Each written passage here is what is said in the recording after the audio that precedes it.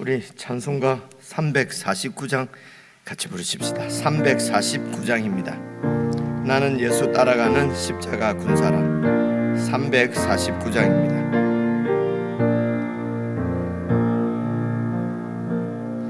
나는 예수 따라가는 십자가 군사람. 주 이름 증언하기를 왜 주저하리요.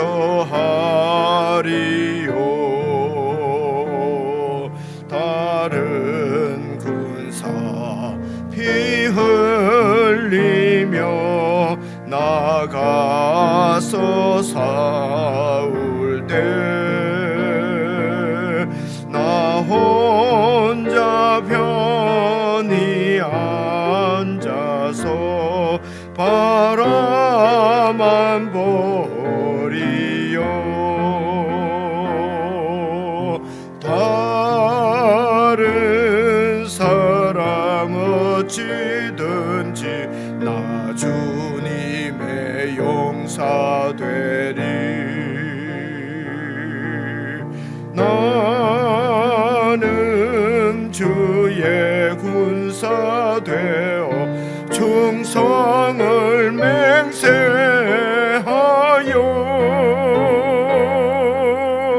내가 승리하기까지 주 안해로 싸우리. 주님의 용사된 내게 주의 일 맡기소서.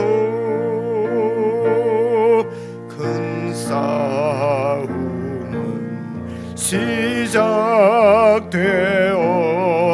용사를 부른다. 일어나 전쟁 마당에 다 어서 나가자.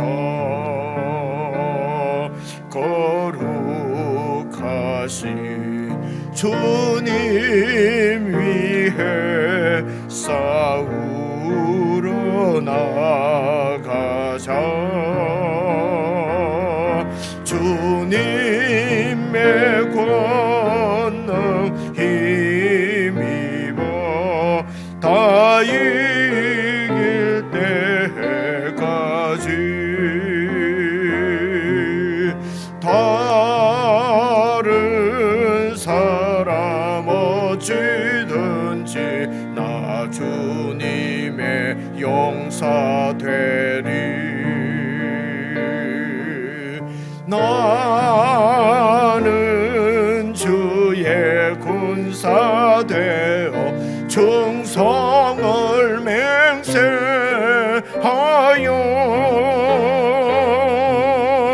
내가 승리하기까지 주 안해로 싸우리. 주님의 용사된 내게 주의 일 맡기소서. 그 승리의 영광 위해 싸워야 하리라. 주 말씀 나의 힘 되니 겁낼 것 없도다. 모든 싸움 이긴 후에 그날이 이르면 승천과 높이 부르며 큰 영광 누리리.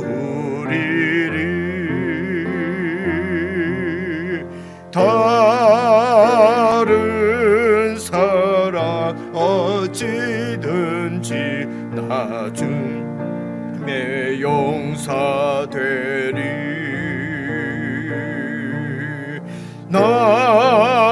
나는 주의 군사 되어 충성을 맹세하여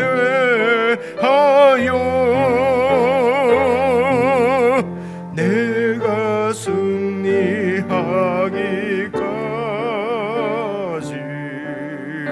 주 은혜로 싸우리. 주님의 용사된 내게 주의 일 맡기소서.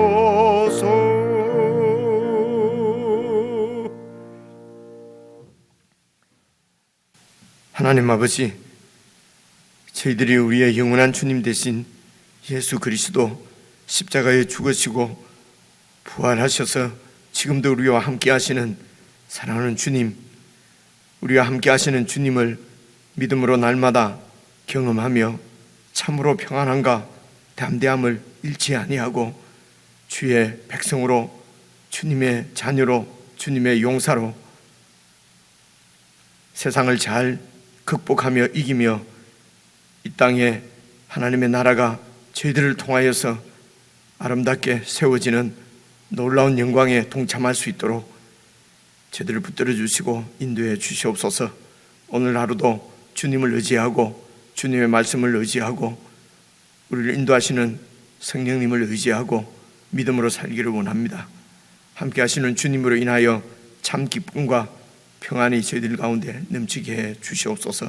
예수 그리스도의 이름으로 기도드리옵나이다. 아멘. 우리 하나님의 말씀은 요한복음 16장 25절부터 33절까지입니다.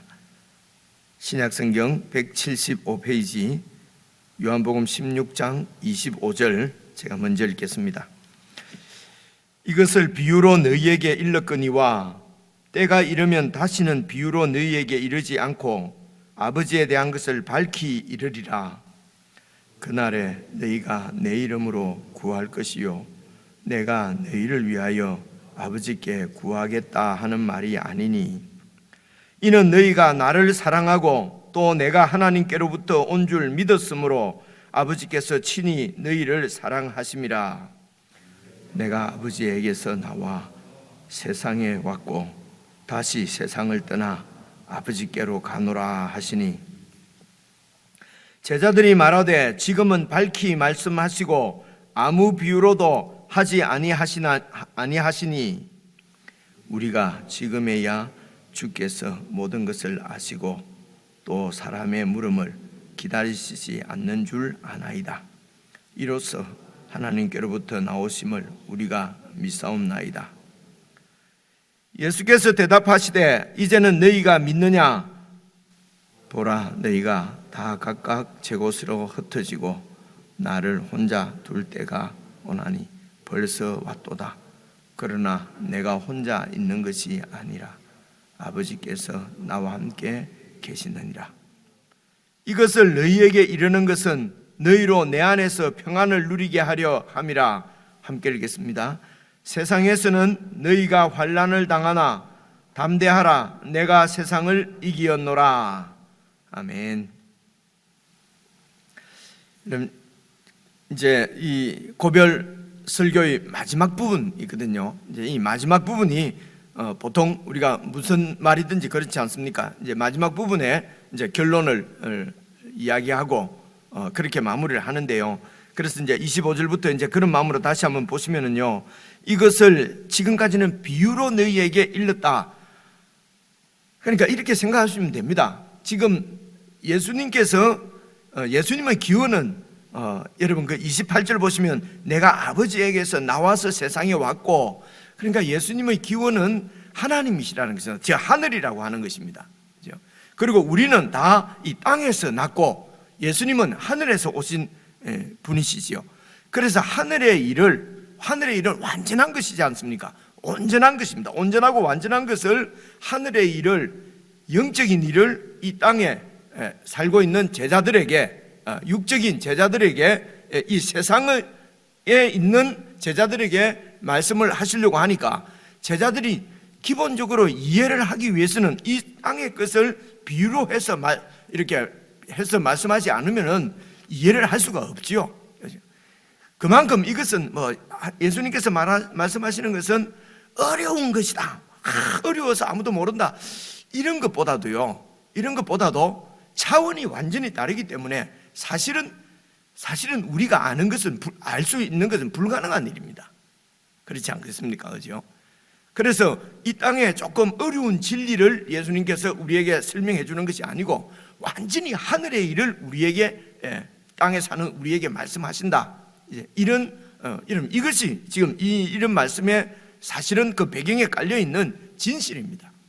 그래서 이제 이 땅에 있는 우리가 알 수 있는 여러 가지를 가지고 이제 예수님께서 비유로 지금까지 말씀을 하셨다는 것입니다.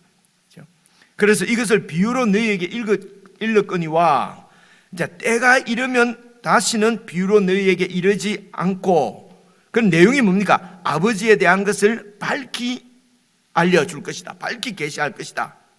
그래서 이것은 다시는 비유로 너희에게 이르지 않고, 아버지에게 대해서 밝히, 그냥 비유로 하지 않고 그냥 얘기해도 알 수 있는 것은, 이제 예수님께서 십자가를 지시고 부활하시고, 그래서 이제 성령님 보내시고 우리를 지금 15장 16장에서 말씀하신 대로 예수님께서, 예수님 안에서 우리를 하나님 안에, 하나님이 우리 안에 이렇게 하나님과 하나가 되면은, 연합이 되면은 이제는 우리의 소속도 하늘로 바뀌기 때문에, 그래서 우리가 이제는 하늘 일을 그냥 비유로 하지 않고 그냥 말씀하셔도 다 알게 된다는 말입니다. 그러니까 구약시대 때는, 보십시오, 구약시대 때는 하나님의 임재를 상징하는 하나님의 왕궁이다, 하나님의 도성이다 라고 하는 그 눈에 보이는 비유로, 그림 모형으로 예루살렘을 세우시고 그곳에 성전을 세우셨습니다. 그리고 그 성전 안에 하나님께서 사실은 계시는 것이 아니었어요. 하나님이 그 성전 안에 안 계신다는 것이 아니고요, 그 성전뿐만 아니라 온 세상에 충만하신 분이 하나님이십니다. 근데 그 하나님을 유대인들은 성소 안에 가두어 둔 것이죠. 성전 안에. 잘 생각을 해보십시오. 이런 오류를 범할 수밖에 없는 것입니다. 하나님을 어떻게 이 땅에 있는 건물 안에 가두어 둘 수가 있겠습니까? 그렇죠? 그래서 하나님께서 말씀하시기를, 하늘이 내 보좌요, 이 땅은 내 발등상이다. 내 발 올려놓는 곳, 올려놓는 곳인데, 이것도 비유지요. 이런 크신 하나님이 어떻게 솔로몬이 만드는 성전이 아무리 영광스럽고 찬란하고 크고 위대하다 해도 하나님께서 어떻게 그 성전 안에 계실 수 있겠냐 말입니다. 그럼에도 불구하고 상징이죠. 이곳에 하나님께서 계신다는 말은 그 이스라엘, 그 가나안 땅에 있는 백성들을 하나님이 왕으로서 통치하신다라고 하는 것을 보여주시는 상징적인 것이었다는 것입니다. 그래서 그 성전 안에도 이제 이방인들이 들어가는 뜰, 유대인들이 들어가는 뜰, 여자가 들어가는 곳, 남자가 들어가는 곳, 그리고 제사장이 들어가는 곳, 대제사장이 들어가는 곳, 이런 것을 다 엄격하게 다 이렇게 규정을 하나님께서 해주시고, 그리고 하나님이 계시는 곳, 계신다고 이제 이 백성들이 생각하는 지극히 거룩한 곳, 지성소지요. 지성소에는 이제 그 언약궤가 있고, 그곳에 그 하나님의 보좌가 있고, 그리고 그 보좌에 하나님이 앉아 계시는데, 그 보좌에 앉아 계신 하나님을 만나려고 하면은 대제사장만, 다른 사람은 들어갈 수가 없습니다. 제사장이라도 하나님을, 소위 말해서 하나님을 아련하러, 하나님을 만나 뵈러 지성소에 들어가는 것은 엄격하게 통제가 되어 있었습니다. 1년에 한 번, 그것도 대제사장이 엄격한 절차에 의해서 이 짐승의 피를 가지고, 그리고 지성소의 휘장을 열고 들어가서 하나님을 만났거든요. 그 하나님을 만난 것은 아주 두려운 일이었습니다. 규정을 조금이라도 지키지 못하면은 바로 불이 나와서 죽어버리지 않습니까? 그 제사장들이, 우리가 레위기 말씀 쭉 살펴봤지 않습니까? 그러니까 하나님을 만나러 들어가는 것은 기쁨도 아니고요, 감격도 아니고 두려움이었어요.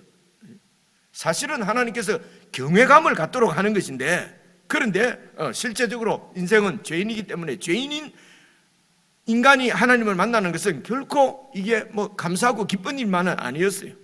이게 구약의 하나님께서 그 백성들과 함께하는 모습입니다. 이런 구약 백성들에게는 하나님께서 선지자들 통해서 그들을 가르치실 때에 하나님의 통치, 하나님의 영광, 하나님의 전능하심 가르치실 때에 비유로 하실 수밖에 없었지요. 그래서 성전도 세우시고 가나안 땅도 그들에게 주시고, 너희들이 하나님의 백성이다, 제사장 나라다, 그것을 보여주시기 위해서 제사장도 세우시고, 제사장 중에서도 대제사장을 세우시고 이렇게 모형을 했는데, 이제 예수님께서 십자가에서 죽으신 것은 그분이 참 대제사장으로서, 그분이 참 제물이 되셔서, 그리고 그분이 참 성전이 되셔서 그분 안에서 하나님 앞에 제사를, 우리를 위해서 제사를 다 드리시는 것입니다. 이것을 히브리서에서는 단번에 드린 영원한 하나님의 속죄라고 말씀합니다. 그 속죄의 은혜를 입은 우리들은 이제는 비유가 아니고 밝히 그냥 하나님을 알게 된다는 것입니다.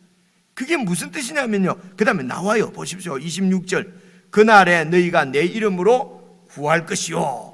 내 이름이라는 말은 예수님 이름이, 이 이름이라는 것은요, 그 당시 예로는요 후견인을 말합니다. 후견인. 요즘은 뭐 우리 이런 데서는 잘 볼 수가 없습니다. 지금도 뭐 엄격하게 살펴보면 이 후견인 제도가 없다고 볼 수가 없죠. 빽입니다. 빽. 다른 말로 빽이란 말입니다. 요즘도 뭐 빽이 있으면 성공하고 출세하니까요. 그 당시 로마 시대 때는 후견인, 누가 나의 후견인이냐에 따라서 노예도 권세자가 될 수가 있고 그랬거든요. 배너 보십시오. 여러분, 배너 보시면 배너가 뭐 어떻게 잡혀가가지고 완전히 노예가 됐지 않습니까? 그런데 어떤 그 전쟁이 막 났을 때 그 대장군의 목숨을 구해주고, 그리고 그 장군이 이제 이 배너의 후견인이 되지 않습니까? 그죠? 그래서 후견인이 됐다는 말은 그 배너를 이 장군이, 로마의 대장군이 자기의 양자로 드린 것입니다. 그래서 이제 로마의 권세를 잇고 이 배너가 이제 자기 집안을 그렇게 망친 뭐 이렇게 원수에게 복수를 하고, 그죠? 근데 복수가 다가 아니구나 하는 것은 이제 예수님을 만남으로, 이 복수가 이게 다가 아니다. 그래서 이제 그게 이제 배는데요. 이게 후견인 제도입니다. 그래서 우리는 아무런 공로가 없습니다. 죄인입니다. 대제사장이 1년에 한 번 하나님 앞에 두려움과 떨림으로 하나님을 만나 뵀는데, 그런데 이 예수님께서 완전한 제사를 드리시고 그 예수님 이름으로 예수님이 나의 후견인이 되어서 그 예수님의 공로와 그 예수님의 보정이죠. 그분의 백으로 어떻게 한다고요? 하나님께 기도할 수 있다는 것입니다. 그리고 봐보십시오. 계속해서 26절 보시면요, 내가 너희를 위하여 아버지께 구하겠다. 내가 네 대신해서 구해주겠다는 것이 아니고, 이 말이 아니고 너희가 직접 내 이름으로 하나님 앞에 나가서 기도할 수 있다. 하나님 앞에 아뢰고 하나님을 만나고 하나님 앞에 요청할 수 있다. 구약에는 1년에 한 번 대제사장입니다.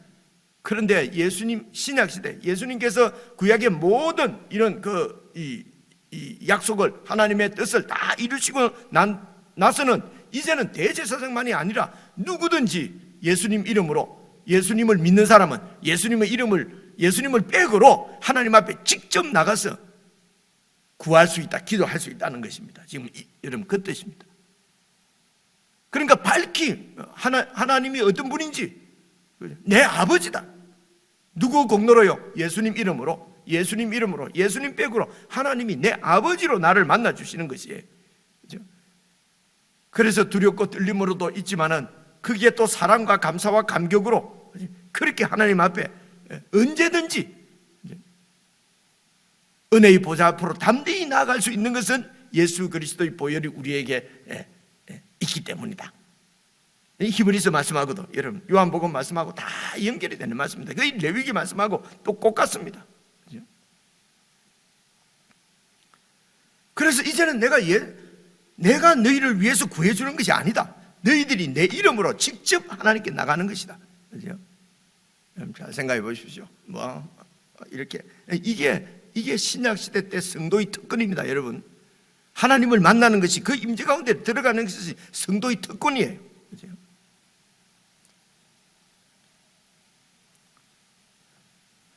미리 말씀을 드리는데 이런 진리를 우리가 배우잖아요. 그죠?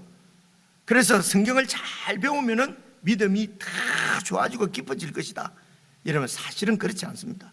성경을 잘 배운다고 해서 다 여러분 믿음이 깊어지거나 믿음이 좋아지는 게 아니에요. 오늘 이 부분도 이제 살펴볼 것입니다. 그죠?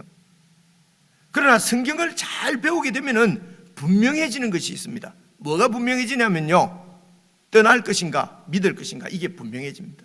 그죠? 이거 도저히 믿지, 그 분명해지면은 믿는 사람은 분명하게 믿게 될 것이고요, 그래서 흔들리지 않는 믿음을 갖게 될 것이고, 그렇지 않은 사람은 진리가 분명해지면 떠나게 되어 있습니다.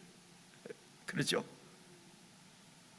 진리가 분명하게 드러나지 않으면요, 다 내 좋도록 해석하고 그냥 그냥 내 만족이죠. 그죠? 소위 아전인수격으로 그렇게 해석하고 그냥 자기 하나님을 믿는 것입니다. 근데 진리가 분명해지면요, 믿는 사람들은 흔들리지 않는, 목숨까지 내어놓고 믿을 수밖에 없죠. 하늘의 영생을 가진 자가 이 땅에 목숨 아까워서 불의를 범하고 예수님을 떠날 수는 없는 거 아닙니까? 그렇죠?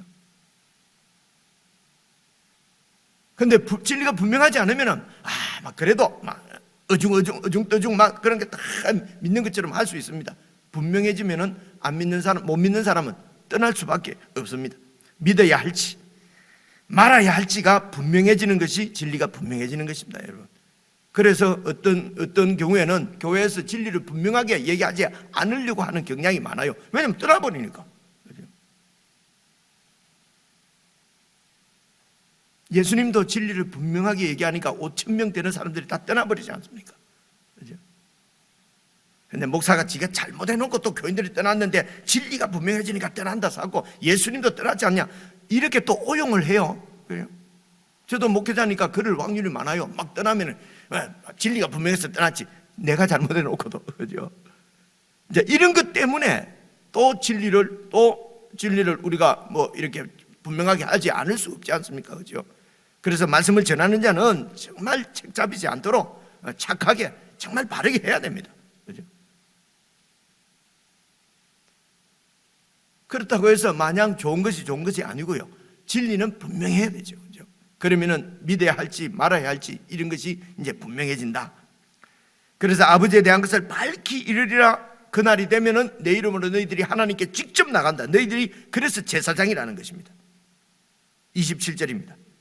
이는 이렇게 된 것은 너희가 나를 사랑하고 또 내가 하나님께로부터 온 줄 믿었으므로 아버지께서 친히 너희를 사랑하심이라. 그러니까 3년 동안, 그리고 마무리 고별 강화에서도 지금 그 예수님의 가르침의 핵심은 뭡니까?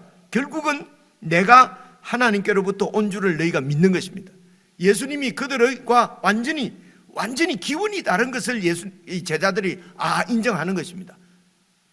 제자들은요, 그것이 아니고 그냥 이 땅에 다윗의 후손으로 이 땅에 온 그냥 이 세상 사람, 그 중에서도 유명한 아주 그 영웅이다. 예수님을 이 땅에 속한, 그러나 뛰어난 선생님, 뛰어난 영웅, 성인, 그리고 우리나라를 로마로부터 구원해낼 아주 그런 영웅이 아니라는 것입니다. 예수님은 지금 그 말씀하시는 것입니다. 그래서 제자들이 그런 이 땅에 속한 우리와 똑같은 사람인데 영웅, 이 이상을 잘 믿지를 못하는 것입니다. 그래서 이 땅에 속한 다윗의 자손으로 온 이 왕손이 아니고 바로 하나님의 아들 예수님이 바로 하나님이라는 것입니다. 기원이 하늘이라는 것은 하나님이라는 얘기예요. 그죠? 이렇게 믿는 것이 여러분 쉽겠습니까? 그죠? 그래서 예수님이 하나님의 아들이라, 우리가 아들로 믿는다는 말은 이 말씀입니다. 그래서 결국은 요한복음이든 이 성경의 결론은 예수님을 하나님의 아들로 믿는 것입니다. 이게 진실로 예수님을 하나님의 아들로 믿는 것은 정말 쉬운 일이 아니지요. 근데 이제 이 제자들이 3년의 이런 예수님의 가르침에 의해서 예수님은 기운이 하늘이구나 하는 것을 믿게 됐다는 것입니다. 근데 이것이 다가 아니고 이게 이제 시작이에요. 이건 이제 인정을 하게 됐다는 것이고요. 그리고 그것이 우리에게 정말 내 경험으로, 그죠? 내 경험으로 그 경험하고, 그죠? 예수님이 하나님의 아들이요, 그리고 그들의 구원자, 나의 그리스도인 것을 인정하고, 그리고 그것을 실제로 내가 경험하고 믿는 것은 이제 그게 이 과정, 믿음의 과정인 것입니다.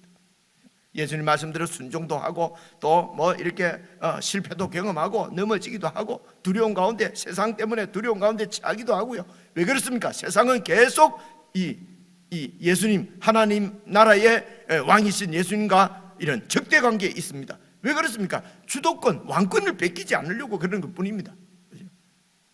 그래서 예수님을 박해한 그 세상 세력이 예수님의 제자들도 박해할 것이기 때문에 이 박해를 이기고 승리하는 것은 예수님이 어떤 분인지, 하나님의 아들이요 그리스도다는 것입니다.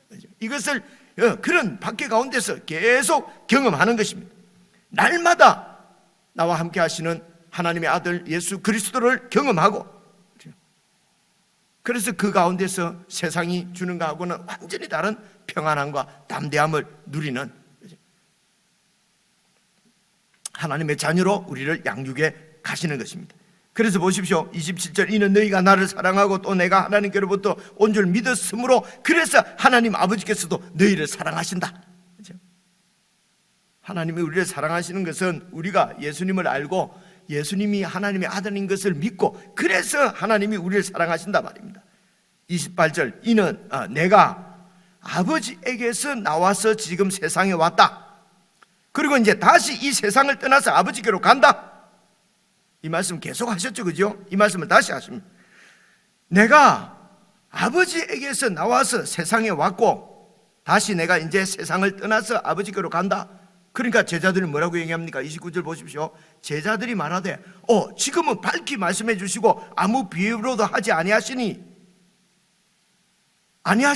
우리가 지금에야 주께서 모든 것을 아시고 또 사람의 물음을 기다리시지 않은 줄 아나이다. 이로써 하나님께로부터 나오심을 우리가 믿사옵나이다. 여러분, 이게 무슨 말씀이냐면요, 우리가 지금에야 주께서 모든 것을 아시고 또 사람의 물음을 기다리지 않는 줄 압니다. 이 말은요, 지금 이 제자들이 도대체 오신다는 말씀은 무슨 말이고 가신다는 말씀은 무슨 말이고 조금 후에 떠나간다는 말은 도대체 무슨 말인가, 이런 것을 마음으로 의문을 가지고 자기들끼리 의문을 갖고 있었단 말입니다. 그에 대해서 예수님께서 이제는 비유로 하지 않고 확실하게 말씀하셨는데, 나는 하나님께로부터 와서 세상에 왔고 이제 이 세상을 떠나서 하나님께로 간다, 죽는다 라고 이해를 한 것입니다. 이제야 이 제자들이 그것을 받아들인 것입니다. 지금 예수님이 죽으신다는 것이구나. 이전까지는요, 그렇게 얘기를 해도 죽는다는 것을 받아들일 수가 없습니다. 아니 이제 이 세상을 뒤집을 이 혁명가 왕이 죽으면 됩니다. 죽으면 그건 패배를 말하는 것이기 때문에요, 더 이상 생각을 할 수가 없어요. 근데 지금은 예수님께서 분명하게 자기들이 그 마음에 그런 갈등이 있는 것을 아시고 우리의 질문을 기다리시지도 않고 비유도 아니고 직접적으로 나는 이제 간다, 이 세상을 떠난다 라고 말해 주시니 전지하시네요. 우리 마음을 다 아시네요. 그죠? 그래서 예수님, 당신이 이때까지 우리에게 말씀하신 대로 하늘로부터 오신 분인 줄로 우리가 믿습니다. 알겠습니다. 지금까지 전혀 믿음이 없었다는 것은 아니고요. 마태복음 16장 같은 데 보면은 베드로가 고백하잖아요. 주는 그리스도의 하나님의 아들이십니다. 그런데 이것이 분명하지 않다는 것입니다. 근데 이제 31절입니다. 예수께서 대답하시되 이제는 너희가 믿느냐? 근데 이제 믿음이 시작이 됐습니다. 그러나 이 믿음이 완전하거나 온전한 믿음이 아닙니다. 그것을 어디에서 볼 수 있냐면요, 32절 보십시오. 예수님께서 말씀하시기를 보라, 나를 이제 믿지? 그런데 이제 너희가 다 각각 제 곳으로 흩어지고 나를 혼자 둘 때가 오나니 벌써 왔도다. 이제 너희들이 다 나를 버리고 다 도망가게 될 것이라는 것입니다. 우리가 진짜 믿으면은 도망을 안 가. 진짜 믿음이 아니네. 우리가 쉽게 이렇게 하지 않습니까? 그죠? 오늘도 우리가 예수님을 하나님의 아들로 고백하고 우리가 이렇게 성경을 펴고 예배에 나오고 하나님을 교회의 공동체를 이루어서 예배를 드리고, 이 자체가 사실은 기적입니다. 믿지 않고는, 이런 은혜를 받지 않고는 여러분 이런 믿음을 가질 수가 없어요. 우리는 땅에 속해 있기 때문에요. 정말 큰 은혜죠, 이 믿음. 그런데 이 믿음이 여러분 다가 아니란 말입니다. 이게 완전하고 온전한 믿음이 된 게 아니라는 말입니다. 그죠? 어쩌면 시작일 수 있습니다. 이제는 계속 예수님으로 또 말씀을 배우고 예수님의 이름으로 하나님 앞에 담대히 나아가서 하나님의 임재를 경험하고 그 임재 가운데서 살고, 그죠? 그렇게 하면서 일어나는 여러 이런 그 혼란들, 갈등들, 오늘 우리가 찬송 부른 대로 이게 영적 전쟁이지요. 그렇습니다. 그래서 이런 세상의 핍박, 이런 세상의 그 무서움, 두려움 때문에 너희들이 다 나를 버리고 흩어지고 나를 혼자 둘 때가 오나니 벌써 왔도다. 그러나 32절이지 않습니까? 그러나 나는 내가 혼자 있는 것이 아니다. 너희들이 다 나를 떠나고 세상이 전부 나를 반역하고 나를 십자가에 죽어도 나는 혼자 있는 것이 아니고 아버지께서 나와 함께 계신다. 하나님의 사람들은, 하늘에 속한 자는 세상은 다 나를 떠나도 하나님은 나와 함께 하신다. 그래서 너희도 나를 후견인으로 내 이름으로 하나님께 직접 나가서 하나님을 만날 수 있는, 하나님과 이런 연합된 삶을, 연합된 너희들은 세상이 다 너희를 버려도, 그래서 외롭고 정말 죽을 것 같은 그런 홀로 왕따 되어도 염려하지 마라. 나와 함께 하신 하나님이 너희와도 함께 하신다는 말입니다. 그렇죠? 그 말씀이잖아요. 그래서 33절, 이것을 너희에게 이르는 것은 너희로 내 안에서 평안을 누리게 하려 함이라. 그런 세상 가운데서 평안을 누릴 수 없는 상황에서, 세상에서 볼 때는 그는 완전히 그는 정말 그 평안 안 한 불안한 상황이지만은, 그러나 하늘에 속한 사람은 평안을 누린다는 것입니다. 그렇죠? 여러분 조건이 좋고 환경이 좋고 잘 돼가지고 평안한 것은 그 누구나 하지요, 그죠? 그래서 진짜 신앙은 어렵고 힘들고 이럴 때 봐야 드러나는 것입니다. 좋을 때 할렐루야, 그 누가 못합니까? 그죠? 성공하고 번영하고 내 뜻대로 되고 소위 말하는 축복이 임하고 그러면 다 평안하고 다 그렇죠, 그죠? 그런데 이 세상에 하나님의 백성들의 삶은 마냥 그렇지만은 않다는 것입니다. 예수님처럼 적대자들에 의해서 이런 고난을 받고 십자가에 이렇게 죽기까지 이런 고난을 받을 그런 환경, 그럴 때가 있다는 것입니다. 그죠? 그럴 때에 내가 이것을 너희에게 지금 말하는 것은, 이것을 이루는 것은 너희로 내 안에서 평안을 누리게 하려 함이라. 계속해서 보십시오. 마지막입니다. 세상에서는 너희가 환난을 당하나, 세상에서는 적대자라니까 환난을 당할 수밖에 없지요. 그 가운데서도 하나님 안에서는 평안을 누리고 안식을 누리는 안식의 땅이 됩니다. 믿음으로요. 그죠? 예수님 이름으로, 예수님이 우리의 우연입니다. 예수님의 백으로. 그죠? 그래서 너희가 환난을 당하나 담대하라. 내가 세상을 이겼다. 세상은 그들이 예수님을 죽임으로 그들이 이겼다고 생각합니다. 그죠? 그래서 제자들도 아이고 예수님이 죽었다, 졌다, 우리가 완전히 패배했다, 더 이상 소망이 없다, 그것이 아니라는 것입니다. 담대하라, 내가 세상을 이겼다. 그죠? 그것이 어떻게 증거로 나타납니까? 그것이 바로 예수님의 부활입니다. 예수님의 부활이 바로 예수님이 패배한 것이 아니고 세상을 이긴 증거가 바로 예수님의 부활입니다. 그래서 이제 제자들이 이렇게 다 흩어지지만은, 다 도망가지만은 부활하신 예수님께서 그들을 찾아가셔서 다시 진리를 말씀하실 때 이들의 눈이 확 열리는 것이죠. 지금까지 하신 말씀이 다 기억나는 거죠. 그리고 하나님의 영이 오셔서 더 밝히 깨닫도록 해주신다 말입니다. 그래서 이제 누구나 하나님이 누구냐, 하나님의 아들이 누구냐 하지 않고 밝히 알고 그 주님과 함께하는, 동행하는 임재를 경험하며 그렇게 살아가는 세상, 그것이 바로 하나님 나라고 영생이라고 지금 예수님께서 말씀하시는 것입니다. 제자들은 한참 더 배워야 되죠. 예수님이 다시 부활하셔야 되고 다시 오셔야 되고 성령 안에서 오셔야 되고요. 그런데 우리는 그렇게 다한 시대에 지금 우리가 살고 있기 때문에 제자들이 아는 것하고는 비교할 수 없을 만큼 분명하게 아는 것입니다. 그런 우리에게도 이제 예수님께서 다시 오시게 되면은 지금까지 우리가 좀 아리까리한 것도 예수님이 다시 오실 때는요, 그때는 밝게 드러나게 될 것입니다. 고린도후서 나오는 말씀이죠. 우리 눈에 수건이 이렇게 가리워진 것처럼 전섭니까? 그죠? 그런데 그때 되면은 수건이 벗겨지는 것처럼 밝히 내 사랑하는 주님의 얼굴을 보게 될 것이다. 이런 소망을 가지고 정말 평안을 누리며 믿음으로 살 수 있도록 예수님께서 마지막으로 제자들에게 하신 말씀 여러분 개인적으로 잘 묵상하셔서 이런 예수님이 원하시는 그런 온전한 믿음으로 들어갈 수 있으면 좋겠습니다. 우리 개인적으로 묵상하십시다.